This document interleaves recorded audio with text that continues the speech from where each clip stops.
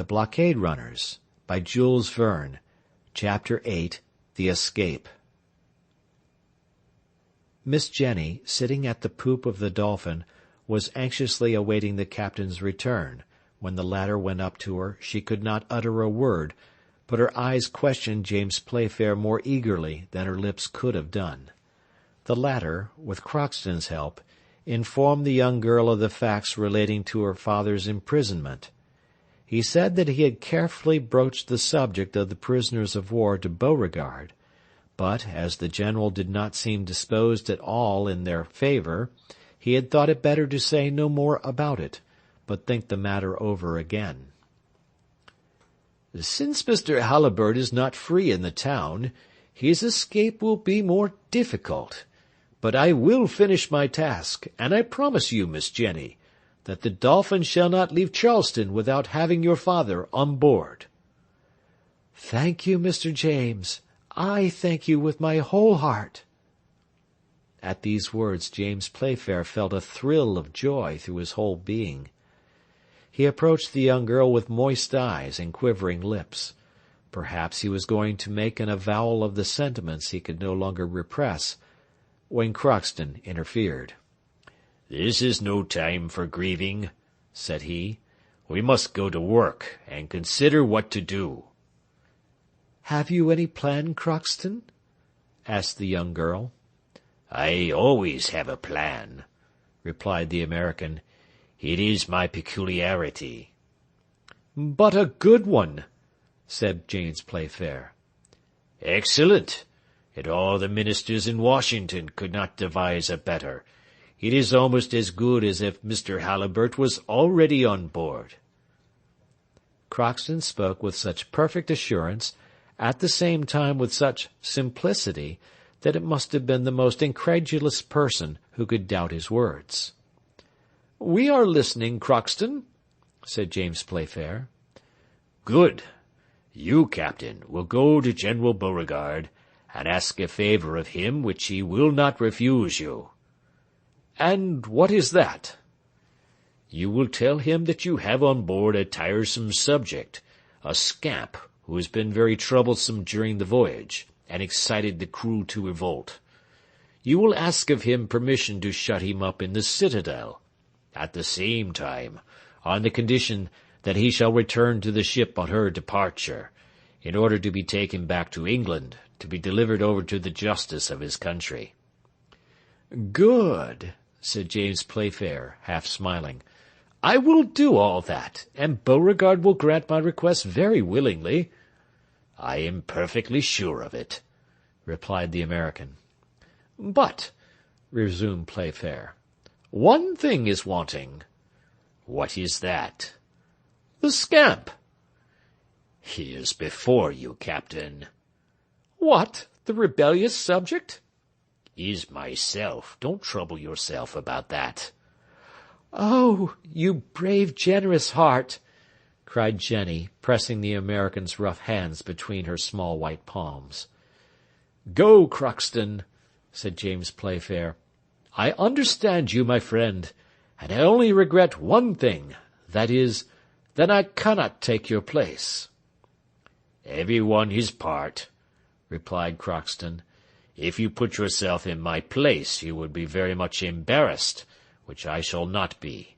You will have enough to do later on, to get out of the harbour under the fire of the Feds and Rebs, which, for my part, I should manage very badly."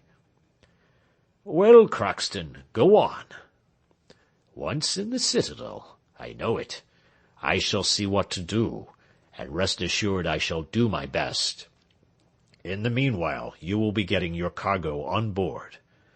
"Oh, business is now a very unimportant detail," said the captain. "Not at all. And what would your Uncle Vincent say to that? We must join sentiment with work. It will prevent suspicion, but do it quickly. Can you be ready in 6 days?" "Yes." "Well, let the Dolphin be ready to start on the 22nd. "She shall be ready." "On the evening of the 22nd of January, you understand. Send a gig with your best men to White Point, at the end of the town. Wait there till 9 o'clock, and then you will see Mr. Halliburtt and your servant." "But how will you manage to effect Mr. Halliburtt's deliverance, and also escape yourself?" "That's my lookout." "Dear Crockston, you are going to risk your life, then, to save my father?" "Don't be uneasy, Miss Jenny. I shall risk absolutely nothing, you may believe me." "Well," asked James Playfair, "when must I have you locked up?" "Today, you understand. I demoralize your crew. There is no time to be lost." "Would you like any money? It may be of use to you in the citadel." "Money to buy the jailer? Oh, no. It would be a poor bargain. When one goes there, the jailer keeps the money and the prisoner. No, I have surer means than that. However, a few dollars may be useful. One must be able to drink, if needs be." "And intoxicate the jailer?" "No, an intoxicated jailer would spoil everything. No, I tell you I have an idea. Let me work it out." "Here, my good fellow, are $10.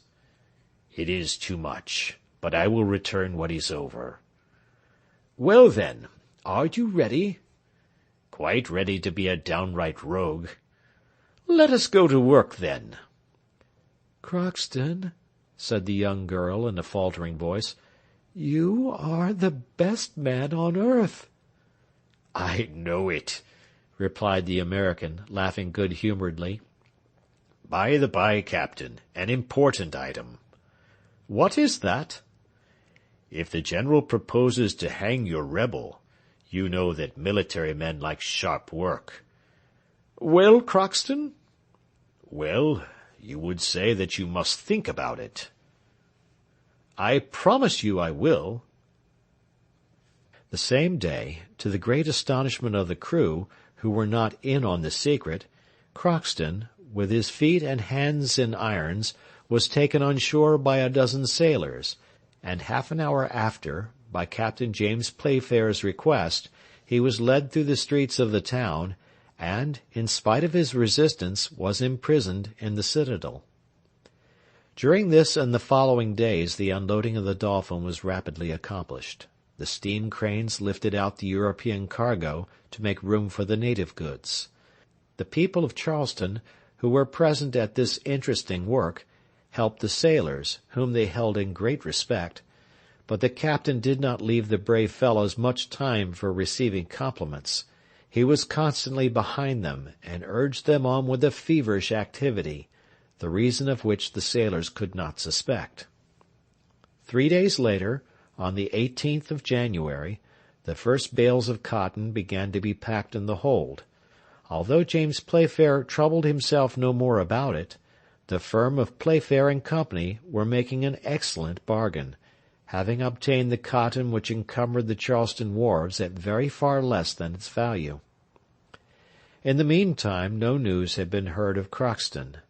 Jenny, without saying anything about it, was a prey to incessant fears. Her pale face spoke for her, and James Playfair endeavoured his utmost to ease her mind. "I have all confidence in Crockston," said he. "He is a devoted servant, as you must know better than I do, Miss Jenny. You must make yourself quite at ease. Believe me, in 3 days you will be folded in your father's arms." "Ah, Mr. James," cried the young girl, "how can I ever repay you for such devotion? How shall we ever be able to thank you?" "I will tell you when we are in English seas," replied the young captain. Jenny raised her tearful face to him for a moment, then her eyelids drooped, and she went back to her cabin. James Playfair hoped that the young girl would know nothing of her father's terrible situation until he was in safety, but she was apprised of the truth by the involuntary indiscretion of a sailor. The reply from the Richmond cabinet had arrived by a courier who had been able to pass the line of outposts. The reply contained Jonathan Halliburtt's death warrant. The news of the approaching execution was not long in spreading through the town, and it was brought on board by one of the sailors of the Dolphin.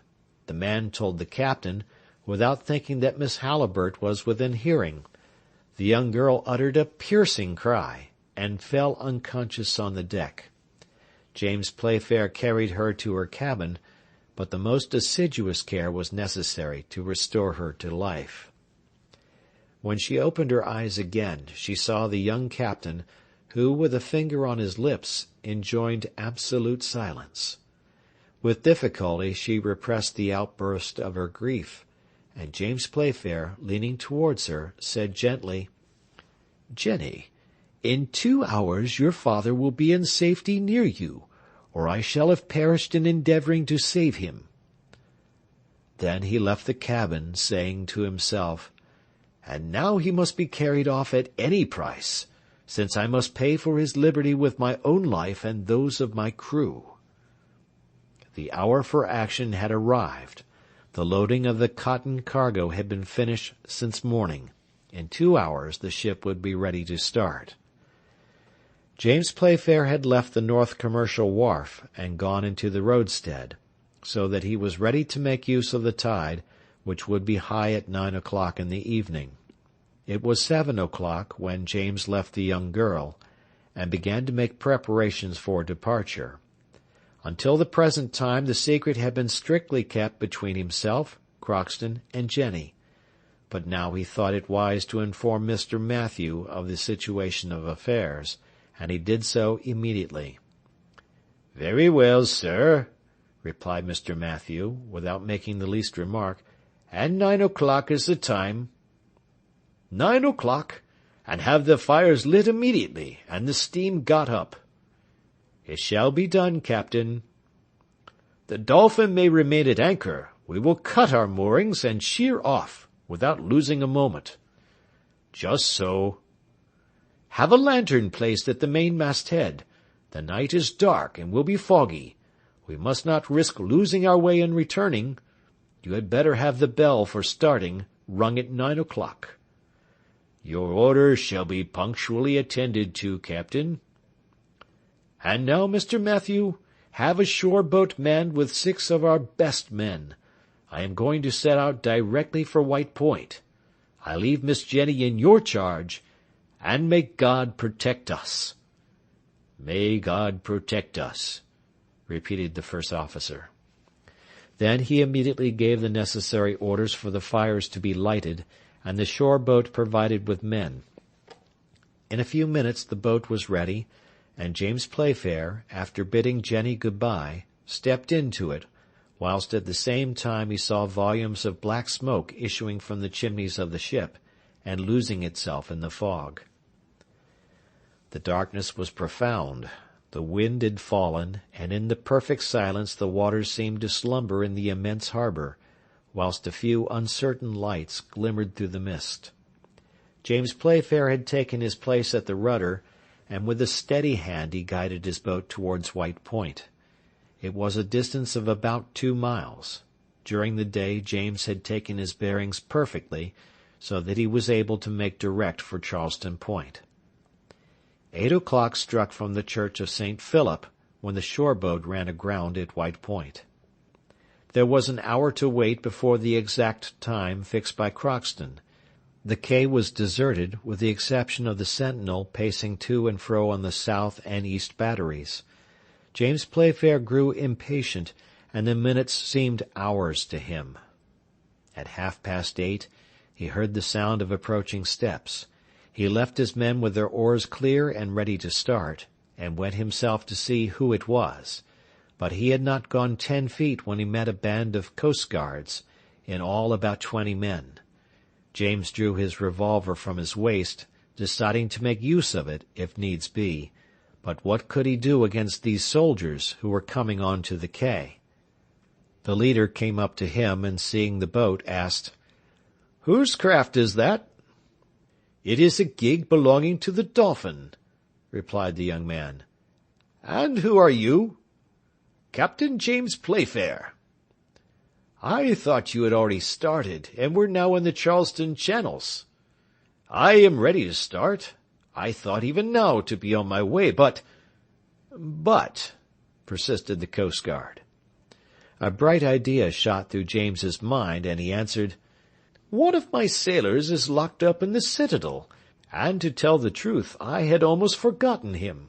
Fortunately, I thought of him in time, and I have sent my men to bring him." "Ah, that troublesome fellow. You wish to take him back to England?" "Yes." "He might as well be hung here as there," said the Coast Guard, laughing at his joke. "So I think," said James Playfair, "but it is better to have the thing done in the regular way." "Not much chance of that, Captain, when you have to face the Morris Island batteries." "Don't alarm yourself. I got in, and I'll get out again." "Prosperous voyage to you." "Thank you." With this the men went off, and the shore was left silent. At this moment 9 o'clock struck. It was the appointed moment. James felt his heart beat violently. A whistle was heard. He replied to it. Then he waited, listening, with his hand up to enjoin perfect silence on the sailors. A man appeared enveloped in a large cloak, and looking from one side to another. James ran up to him. "Mr. Halliburtt?" "I am he," replied the man with the cloak. "God be praised!" cried James Playfair. "Embark without losing a minute. Where is Crockston?" "Crockston?" exclaimed Mr. Halliburtt, amazed. "What do you mean?"